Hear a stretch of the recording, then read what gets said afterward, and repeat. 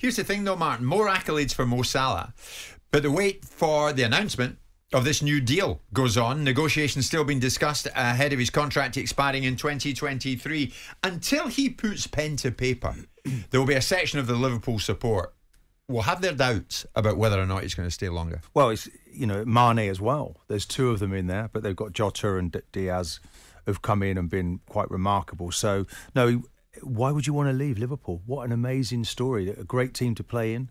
You know, to simplify it for kids, you want to be in the best team, don't you? But they said that about Suarez all these years ago. And he had Barcelona to go to, and that's where he wanted to go. But perhaps. The grass isn't always greener. I think the Liverpool story, I mean, Jurgen Klopp obviously is another story that's bursting to get out, Jim, is that he's signing a new deal. I mean, that tells you everything, because that's the place to be. And they've just built that player by player, haven't they? Season by season. And I think Salah would be foolish now to leave just as they're about to get to the top of that mountain. Should anyone get hysterical or even excited in any shape or form that Mo hasn't put pen to paper yet? Really. Least of all, Jurgen Klopp has just signed for another 2 years. Yeah. I mean, look, Salah's a tremendous player, but Liverpool have had tremendous players in the past, and they will continue to evolve. I suspect he will sign a new contract. I suspect Mane will sign a new contract. But they keep on bringing in the next generation of players, like the boy Diaz, who looks like he will be a natural successor. Yes. And perhaps, dare I say it, even raise the bar. A very high bar to raise, by the way. But the person that you need to worry about most is Jurgen Klopp. He's just signed another 2-year deal. If he's not worried about what's happening, then why would he wouldn't be signing a new deal? Jim, my worry for these clubs is when you lose those great leaders. You know, last weekend we had Arsenal, Manchester United. You guys were at the boxing, we didn't have a chance to talk about it. But look at what's happened to those two clubs since they've lost those great leaders. Yes. And how do Liverpool then replace Klopp when that happens, and Pep when he goes? Because whatever you do, it's like pulling the plug out of the bath. They're so in control. Yeah. That, you know, this planning, I mean, there's talk of Gerrard maybe, they need to get this succession plan management, this plan in place. Actually, it's made me think, outside the obvious candidates in Klopp and Guardiola, Simon, who would be your alternative manager of the year?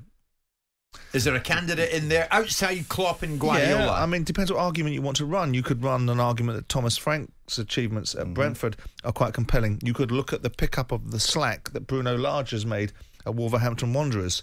You know, you could make a case for David Moyes taking West Ham to a European semi-final, maybe a final, and punching their way into the league and asking questions about whether they're going to finish inside the top 6.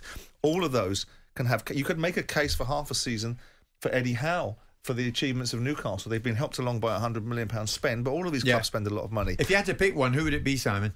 Who would I pick? Outside Klopp and Guardiola. Your alternative... David Moyes. David Moyes. Martin? No. I think that's an incredible season that he's had. I think Eddie Howe, what they've done is absolutely astonishing, Jim. Yeah. When you look at it, they didn't have a win. They couldn't buy a win at the start of the season. I think it took him 9 games to win a match. Yeah. Then they've won 10 from the last 14. It's incredible. And they've done that with major surgery to the back four. They've just maybe one midfield change and one up top.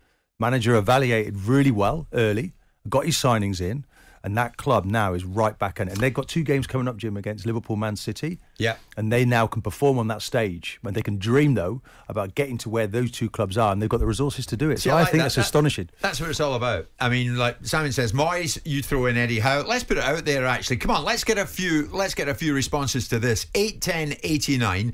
Outside the obvious 2 in Klopp and Guardiola, who would be your alternative manager of the year candidate? Simon says Moyes. Martin saying Eddie Howe. Who would be yours? 81089. Jim White and Simon Jordan. Monday to Friday mornings from 10 on AM, on DAB, via the talkSPORT app and on your smart speaker. talkSPORT.